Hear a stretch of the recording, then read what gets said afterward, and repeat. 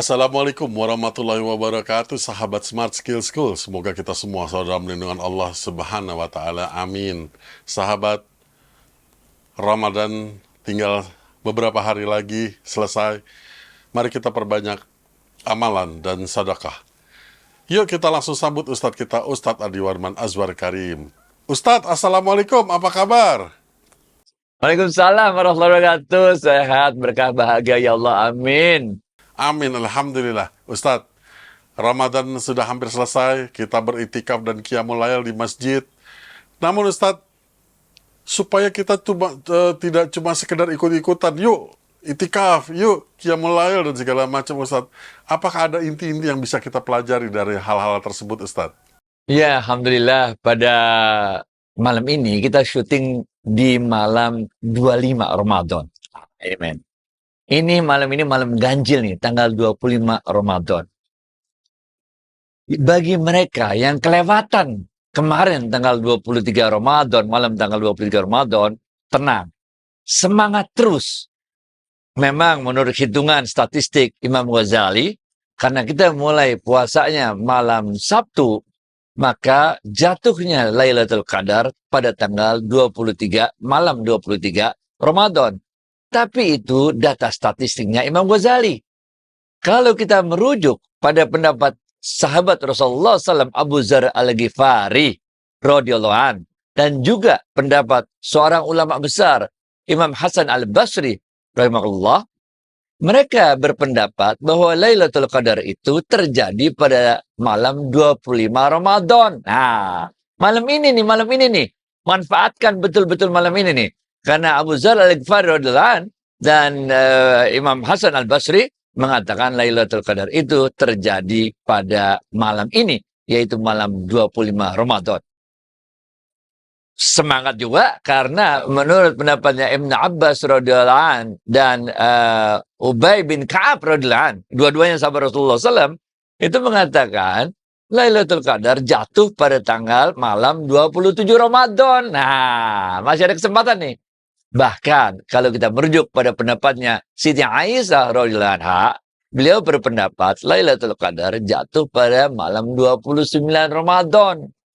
Intinya semangat terus. Bahkan kalau kita merujuk pada pendapatnya Imam Malik mengatakan Lailatul Qadar itu terjadi, bisa jadi pada setiap malam ganjil maupun genap di 10 malam terakhir bulan Ramadan. Nah, kok bisa begitu? Bukankah Rasulullah SAW mengatakan, hadis Bukhari nih, carilah Lailatul Qadar pada malam-malam ganjil di 10 hari terakhir bulan Ramadan. Kok bisa Imam Malik berpendapat di semua malam di 10 hari terakhir bulan Ramadan? Bisa, karena kadang-kadang kita berselisih pendapat tentang tanggal mulainya Ramadan. Nah, kita sering banget nih kan? Kadang-kadang Muhammadiyah udah mulai tanggal sekian, kadang-kadang pemerintah pengumuman tanggal sekian. Nah, karena ada perselisihan mulainya Ramadan, maka Imam Malik mengatakan, udah jagain aja 10 malam terakhir bulan Ramadan tersebut, karena ini lebih maslahat, karena kita nggak bakal meleset dah gitu. Nah, yang mau kita sampaikan sebetulnya, ketika kita melakukan upaya untuk mencari malam Lailatul Qadar ini, untuk mendapatkan keistimewaannya yang lebih baik daripada 1000 bulan ini, kita sekarang ingin merujuk kitab yang judulnya adalah Kashful Mahjub. Kashful Mahjub ini adalah kitab tasawuf yang ditulis oleh seorang ulama tasawuf besar yang bernama Abul Hasan Ali Utsman Al-Hujwiri. Nah ini, beliau ini wafat tahun 400-an Hijriah. Jadi ini benar-benar ulama top banget. Dalam kitab Kashful Mahjub tersebut, beliau mengutip hadis yang disampaikan oleh Rasulullah SAW. Rasulullah SAW bersabda, sesungguhnya setan itu menempati aliran darah manusia. Oleh karena itu persempitlah tempat lewat setan itu dengan lapar. Nah ini harus kita benar-benar pahamin. Setan itu lewat aliran darah manusia. Oleh karena itu kata Rasulullah SAW, persempitlah jalan setan di aliran darah manusia itu dengan lapar. Nah, dalam kitab tersebut dijelaskan lebih lanjut, Yahya bin Mu'az Ar-Razi dalam kitab beliau yang berjudul Jawahirut Tasawwuf ini mengatakan lapar itu ada 4 tingkatan. Nah, oke. Tadi Rasulullah SAW sudah menyampaikan kan, itu persempit jalan lewat setan di aliran darah kita dengan lapar. Nah, Yahya bin Mu'az ini menjelaskan lebih lanjut bahwa lapar itu ada 4 tingkatan.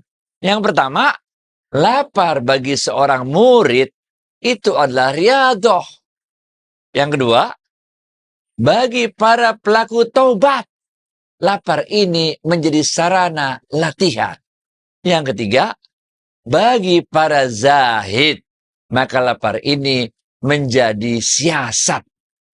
Dan yang keempat, bagi para ahli ma'rifat, lapar ini menjadi suatu kondisi yang terpuji. Nah, jadi lapar ini memang macam-macam nih. Sama lah zaman sekarang ada orang yang mau diet, benar ya, supaya badannya turun, berarti segala macam. Tapi kalau dalam ilmu tasawuf, ini kita lihatnya 4. Kalau bagi murid, ini riyadhah. Ini satu latihan untuk meningkatkan tingkat spiritualitas kita. Tapi untuk yang kedua, yaitu bagi para pelaku taubat, ini adalah merupakan sarana latihan. Orang-orang yang di luar bulan Ramadan, kemarin banyak melakukan banyak dosa, maka ini orang-orang yang melakukan taubat di bulan Ramadan ini merupakan latihan kita untuk kita benar-benar bertobat dan tidak mau mengulanginya lagi. Dan yang ketiga tadi, untuk para zahid, orang-orang yang zuhud, dia menjadi siasat, menjadi taktik gimana caranya supaya lapar ini dapat mengekang jalannya setan di aliran darah kita. Dan yang keempat tadi, untuk para ahli ma'rifat, ini benar-benar merupakan kondisi yang terpuji. Nah, sekarang kita lihat berikutnya. Nah, kita balik ke dalam kitab Kashful Mahjub tadi, yang ditulis oleh Al-Hujwiri, betul kan? Dalam kitab tersebut, Al-Hujwiri mengutip pendapat gurunya, yaitu Al-Qahtani. Al-Qahtani mengatakan, nah ini, kita harus melatih diri kita. Melatih dengan apa? Dengan 3 hal. Yang pertama, tidur ketika ngantuk. Udah, kalau ngantuk ya tidur. Kalau nggak ngantuk ya jangan tidur. Jangan molor-molor terus, bener. Kalau ngantuk ya tidur. Yang kedua, kita bicara ketika kita memang harus bicara. Ini untuk mengekang nafsu kita, untuk ghibah, untuk fitnah, untuk ngomongin orang, untuk berkata yang sia-sia. Kita bicara ketika kita harus bicara. Dan yang ketiga, kita makan saat kita benar-benar lapar.